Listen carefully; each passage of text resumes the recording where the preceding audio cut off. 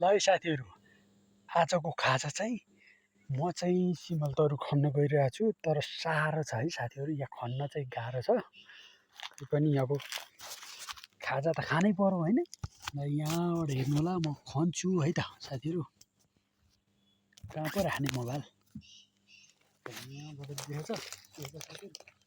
अब केले खन्ने भने यो गोइ केले खन्ने, यो पिकले खन्ने सिमल तरु कस्तो हुन्छ हेर्नु है, कत्रो निस्किन्छ है। ओहो ठुलै निस्किन्छ है क्या हो।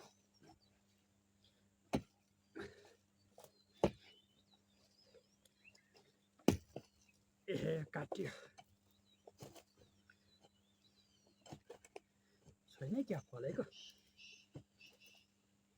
सिमल तरुलाई हेर्नुहोस्, यस्तो दामी गरी फलेको कि हामी खन्दैछौँ। कस्तो सरह दामी अझै त खोइ पुतल कुता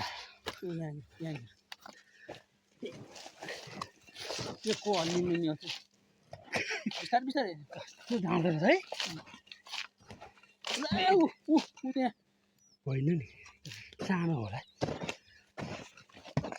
यतैसम्म खन्नु भन्ने छ।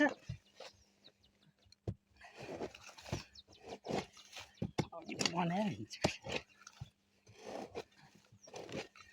ओहो रमितै लाग्ने गरी फलाएर हो। यसले टोक्यो हो नि मलाई अस्ति, यसले टोक्यो डाबरै डाबर बनाएर।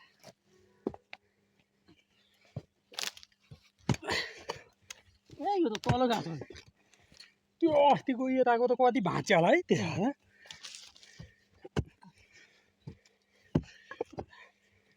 ल हानिहाल्यो नि बाङ्गो गरेर साह्रो होला नि बाङ्गो भएर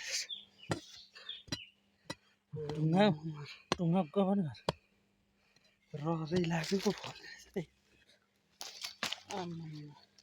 के खायो साग प्याजले यस्तो त एउटै पर्ने त्यसो।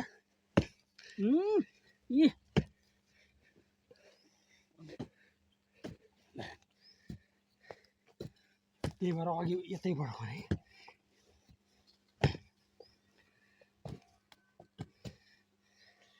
अझै उता गयो है, काटिहाल्यो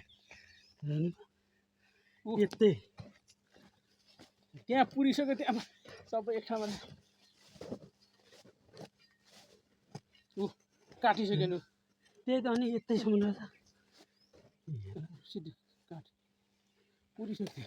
ए गर्मी नै भयो नि पुरै घुमे त कस्तो भए फलेछ। ए तेरी जोगाउँदा जोगाउँदा के को अल्लिनु नि भनेको यो सबै जरा खाने होइन। अब हो आउने त कोसिस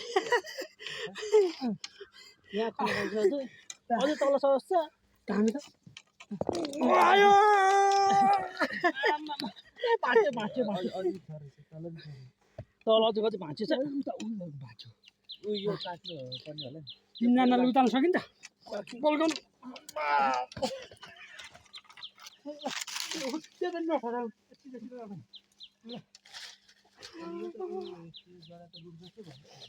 अझ भाँच्यो छ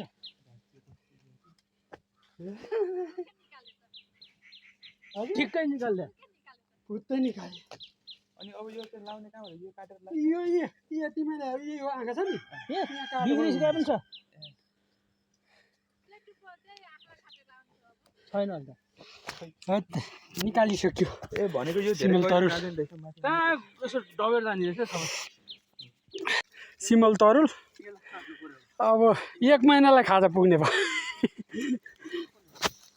हेर्नुहोस् है साथीहरू, 1 महिनालाई खाजा पुग्छ।